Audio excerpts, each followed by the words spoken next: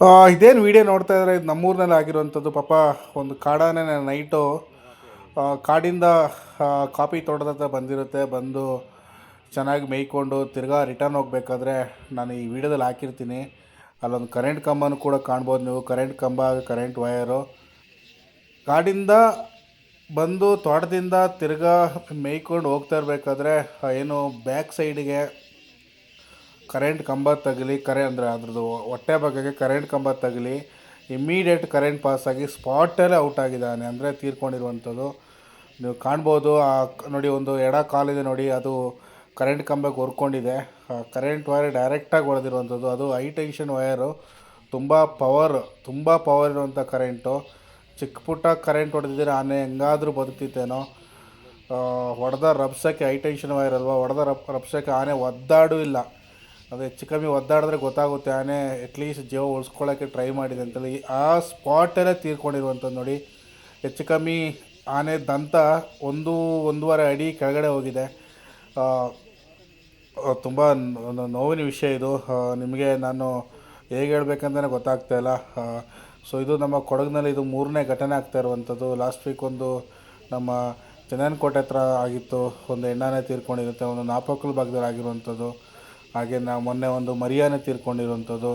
ಒಂದು ಮರಿಯಾನೆ ಓಡಿ ಹೋಗಿ ಇನ್ನೂ ಸಿಕ್ಕಲೇ ಇಲ್ಲ. ಸೊ ತುಂಬ ಬೇಜಾರು ವಿಷಯ. ನಿಮಗೆಲ್ಲ ಆಲ್ರೆಡಿ ನಾನು ವೀಡಿಯೋ ಹಾಕ್ತಾಯಿರ್ತೀನಿ. ನಾನು ಲಾಸ್ಟ್ ವೀಕ್ ಅಷ್ಟೇ ಹಾಕಿಟ್ಟಿರೋವಂಥದ್ದು ಒಂದು ಮರಿಯಾನೆ ತೀರ್ಕೊಂಡಿರೋ ವಿಷಯನ. ತಿರ್ಗಾ ನೋಡಿದ್ರೆ ಈ ಥರ ಒಂದು 20 ವರ್ಷದ ಕಾಡಾನೆ ಇವತ್ತು ಬೆಳಗ್ಗೆ ಒಂದು 7:30 ಗಂಟೆಗೆ ತೀರ್ಕೊಂಡಿದೆ ಅಂತ ಹೇಳ್ತಾರೆ. ಬಟ್ ನಾಟ್ ಶ್ಯೂರ್ 7:30 ಗಂಟೆಗೆ ಏನು ಅಂತ. ಇವಾಗ ನೋಡಿ, ನಾನು ಹಾಕ್ತಾಯಿದ್ದೀನಿ ನೋಡಿ, ಇದೇ ತೋಟದಲ್ಲಿ ಆಗಿರುವಂಥದ್ದು.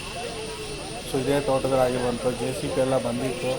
ಇನ್ನೇನು ಅರಣ್ಯಾಧಿಕಾರಿಗಳೆಲ್ಲ ಜನ ಅಲ್ಲಿ ಇರೋ ಸಾರ್ವಜನಿಕರೆಲ್ಲ ಆಚೆ ಕಳಿಸಿ ಇನ್ನೇನು ಸಂಸ್ಕಾರ ಏನಿದೆ ಕೊನೆದಾಗ ಅದನ್ನ ಮಾಡಿ ಮುಗಿಸ್ತಾರೆ. ಅಲ್ಲೇ ಉಣ್ಬೇಕಷ್ಟೇ, ಬೇರೆ ಆಪ್ಷನ್ ಇಲ್ಲ, ಬೇರೆ ಎಲ್ಲೂ ತೊಗೊಂಡೋಗಲ್ಲ. ಇನ್ನು ದಂತೆಲ್ಲ ಕಟ್ ಮಾಡಿಕೊಂಡು ಅಲ್ಲೇ ಅದನ್ನ ಹೂತಾಕುವಂಥ ಕೆಲಸನ ಮಾಡ್ತಾರೆ. ಹಾಗೇ ಈ ಆನೆ ಸುಮಾರು ವರ್ಷದಿಂದ ಬರ್ತಾ ಇರುವಂಥ ಆನೆ, ಇದೇನು ಹೊಸ ಆನೆ ಅಂತ ಅಲ್ಲ. ಸುಮಾರು ವರ್ಷದಿಂದ ತಿತ್ಮತಿ ಫಾರೆಸ್ಟಿಂದ ಈ ಮಾಯಮುಡಿ, ಕೋನನಕಟ್ಟೆ ಈ ಭಾಗದಲ್ಲಿ ಸಂಚರಿಸ್ತಾ ಇತ್ತು. ಅಲ್ಲಿ ಸುಮಾರು ಏರಿಯಾ ಬರುತ್ತೆ, ಅಲ್ಲಿ ಮಡಿಕೆಬೀಡು ಅಂತೇಳಿ. ಅದೆಲ್ಲ ತುಂಬ ಏನೋ ಕಾಡಿಗೆ ಹತ್ರ ಇರುವಂಥ ಪ್ಲೇಸ್. ಆನೆಗಳು ಬಂದು ಹೋಗ್ತಾ ಇರೋದು ಸಾರ್ವಜನಿಕರಿಗೆಲ್ಲ ಗೊತ್ತಿರೋಂಥದ್ದೇ. ಯಾರು ಏನೂ ತೊಂದರೆ ಮಾಡ್ತಾಯಿರೋದು. ಇವಾಗ ನೋಡಿ, ನಮ್ಮ ಕಡೆ ಆನೆಗಳು ಬಂದಾಗ ಅಷ್ಟು ಸಮಸ್ಯೆ ಆದರೂ ಕೂಡ ನಾವು ವಾಯಿ ಎತ್ತಲ್ಲ. ಏನಕ್ಕಂದರೆ ಅದು ಹೊಸದಾಗಿ ಬರ್ತಾ ಇರುವಂಥ ವಿಷಯನಲ್ಲ. ಅದು ತುಂಬ ವರ್ಷದಿಂದ ಬರ್ತಾ ಇರುವಂಥ ಆನೆಗಳು ಬಂದೇ ಬರುತ್ತೆ.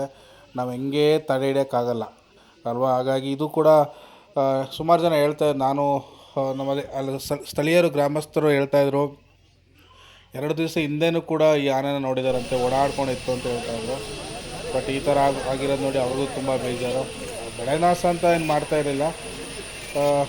ಸಪೋಸ್ ನಾನು ಎಲ್ಲ ವೀಡಿಯೋದಲ್ಲಿ ಹೇಳ್ತಾ ಇರ್ತೀನಿ, ಕಾಫಿ ತೋಟದಲ್ಲಿ ಕಾಫಿ ಗಿಡಗಳು ಹಾಳು ಮಾಡ್ಬೋದು ಹೊರತು ಅಲ್ಲಿರುವಂಥ ಬೇರೆ ಗಿಡಗಳೆಲ್ಲ ತಿನ್ನೋಕ್ಕೆಲ್ಲ ಹೋಗಲ್ಲ. ಏನಕ್ಕಂದರೆ ಕಾಫಿ ತೋಟದಲ್ಲಿ ಏನೂ ಸಿಗೋಲ್ಲ, ಜಸ್ಟ್ ಬಂದು ಹೋಗ್ತವೆ ಅಷ್ಟೇ, ಈ ಹಲಸಿನಕಾಯಿ ಸೊಪ್ಪು ಅದು ಇದು ತಿನ್ಕೊಂಡು. ಓಕೆ, ಸದ್ಯಕ್ಕೆ ಇಷ್ಟು ಅಪ್ಡೇಟ್. ತುಂಬ ಬೇಜಾರು ವಿಷಯ. ಸದ್ಯಕ್ಕೆ ನಮ್ಮ ಚಾಮುಂಡೇಶ್ವರಿ ನಮ್ಮ ಎಲ್ಲ ಆನೆಗಳಿಗೆ ಆರೋಗ್ಯ ದೃಷ್ಟಿಯೆಲ್ಲ ಕೊಟ್ಟು ಚೆನ್ನಾಗಿ ನೋಡಿಕೊಳ್ಳಿ. ಇನ್ನೂ ಈ ಥರ ಘಟನೆಗಳೆಲ್ಲೂ ಆಗೋದು ಬೇಡ, ಆಯಿತಾ. ಸೊ ಇದು ಅಕಸ್ಮಾತ್ ಆಗಿರ್ಬೋದು, ಬಟ್ ಆದರೆ ಒಂದು ಜೀವ ಕಳ್ಕೊಂಡಿರೋಂಥದ್ದು ತುಂಬ ಬೇಜಾರು ಸಂಗತಿ. ಸೊ ಸದ್ಯಕ್ಕೆ ವೀಡಿಯೋ ಎಂಡ್ ಮಾಡ್ತಾಯಿದ್ದೀನಿ. ನನಗೆ ಮಧ್ಯಾಹ್ನ ತುಂಬ ಬೇಜಾರಾಯಿತು ಪರ್ಸ್ನಲಿ ನನಗೆ ಹೇಳ್ಬೇಕಂದ್ರೆ. ನನಗೆ ಸದ್ಯಕ್ಕೆ ಈ ವಿಡಿಯೋನ ಪೋಸ್ಟ್ ಮಾಡಬೇಕಿತ್ತು. ಅದಕ್ಕೋಸ್ಕರ ನಾನು ಅಲ್ಲಿ ಏನಾಯಿತು ಅಂತ ತಿಳ್ಕೊಂಡು ಎಕ್ಸಾಕ್ಟಾಗಿ ನಿಮಗೆ ಅಪ್ಡೇಟ್ನ ಕೊಡ್ತಾಯಿದ್ದೀನಿ. ಸದ್ಯಕ್ಕೆ ಇಷ್ಟು ಅಪ್ಡೇಟ್. ಸೊ ವೀಡಿಯೋನ ಎಂಡ್ ಮಾಡ್ತಾಯಿದ್ದೀನಿ. ನೆಕ್ಸ್ಟ್ ವೀಡಿಯೋದಲ್ಲಿ ಸಿಗೋಣ. Thank you.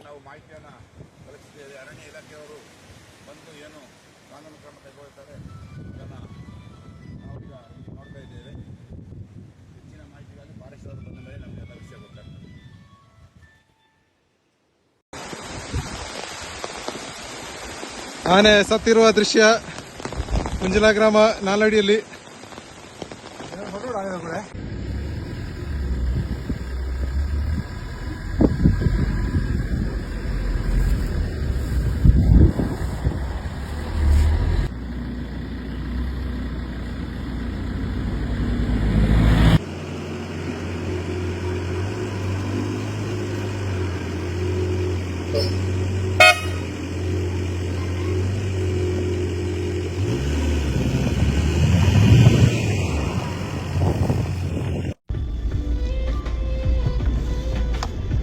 ಅಣ್ಣ ಮರಿ ಅನ್ಕೊಂಡಿದ್ದೆ ಕಣ